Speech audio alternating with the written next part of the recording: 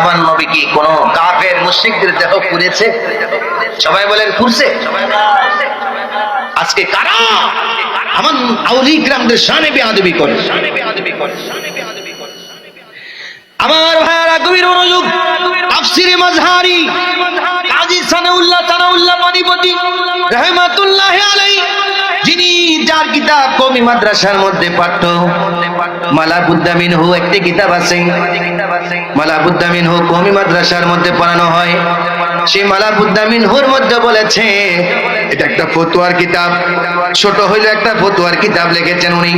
ওটার মধ্যে বলেছে আমার নবীর শানে যদি গুস্তাকি করে বেয়াদবি করে, চুলকে যদি হেকারতের সাথে বেয়াদবি করার কারণে বেয়াদবি মন নিয়ে যদি বলে নবীজির চুলকে চুল মুবারক না বলে যদি বলে চুল, তাহলে ওই ব্যক্তি কাফের হয়ে যাবে। আমরা বলি নাই, আপনাদের কিতাব যার কিতাব পড়ান উনি ফতোয়া দিয়েছে। আপনাদের কিতাব দেখেন, তাফসীরে মাযহারির মধ্যে বলা আছে ইন্নাল্লাহ তাআলা ইউতি লিআরওয়াহিহিম কুওয়াতাল আজসাদ। সুবহানাল্লাহ বলুন, আল্লাহু আকবার বলুন।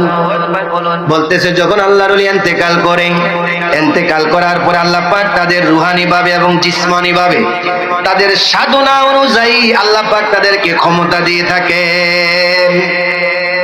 বলেন না সুবহানাল্লাহ। আল্লাহর ওলিদেরকে আল্লাহ কি দেন? মরার পরে ইন্তেকালের পরে ক্ষমতা দেন। বলেন কি দেন? এখন বলবেন তো হুজুর আপনি তো শিরক করে ফেলছেন। শিরক করলে আল্লামা তাফসীরে মাযহারি জগৎ বিখ্যাত একটা তাফসীরের কিতাব উনি লিখেছে, আপনি ওনাকে দেন।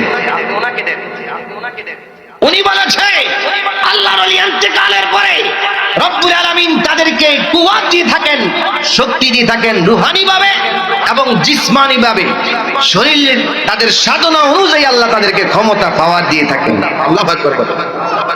ফায়াযহাবুনা মিনাল আরদি ওয়াস সামাই ওয়াল জান্নাহ, বলতেছে তারা বিচরণ করে।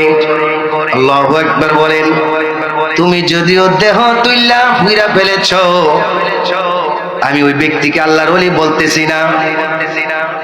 যদিও বলো আল্লাহর ওলির দেহ তুমি দেখলা, 3 দিন পরে দেহ আস্তে আস্তে ফেটে যায়, পচে যায়, কিন্তু তার দেহ 2 সপ্তাহ হয়ে গেল তারপরও পচে নাই।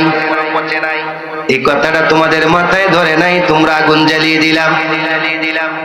আল্লাহর ওলি সম্পর্কে তাফসীরের কিতাবের মধ্যে বলে ফাইযহাবুনা মিনাল আরদি ওয়াস সামাই ওয়াল জান্নাহ, তারা সফর করে। স্টেজে চলে আসে, আলেম স্টেজে চলে আসে। তারা আল্লাহর ওলিগণ ইন্তেকালের পরে দুনিয়ার জমিনে সফর করে। বলতেছে আসমানে তারা সফর করে এবং জমিনে, এই খেয়াল করেন, আসমানে এবং জমিনে জান্নাতে তারা সফর করে। তারা বলে হাইসু ইয়াশাউন, বলতেছে যেখানে ইচ্ছা সেখানে তারা ভ্রমণ করতে পারে। জোরে বলুন সুবহানাল্লাহ। ওয়ায়ানসুরুনা, এবং তারা সাহায্য করতেছে এবং করতে থাকবে। আল্লাহু আকবার বলেন। আল্লাহর ওলির ইন্তেকালের পরের ঘটনা বলতেছে, এই জন্যই তো তোমরা বারবার নবীজি থেকে শুরু করে এই পর্যন্ত শতবার চেষ্টা করে আউলিয়া কিরামদের মাজার শেষ করে দেওয়ার জন্য। বলেন পারছে? জোরে বলেন পারছে? আল্লাহর ওলির মাজার শেষ করে দেওয়ার জন্য চেষ্টা করেছে, কোনো কাজে আসে নাই। বলতেছে আল্লাহর ওলিগণ সাহায্য করে আউলিয়াহুম, তাদের যারা বন্ধু আছে। আপনারা বললে অবাক হবেন, এই নিমাদ্রাসার যারা আশেপাশে এই বাড়ির মাজারের অনেক মানুষকে আল্লাহ নিমাদ্রাসা বিপদের মধ্যে স্বপ্নে দেখায় এবং সাহায্য করে। সুবহানাল্লাহ বলুন।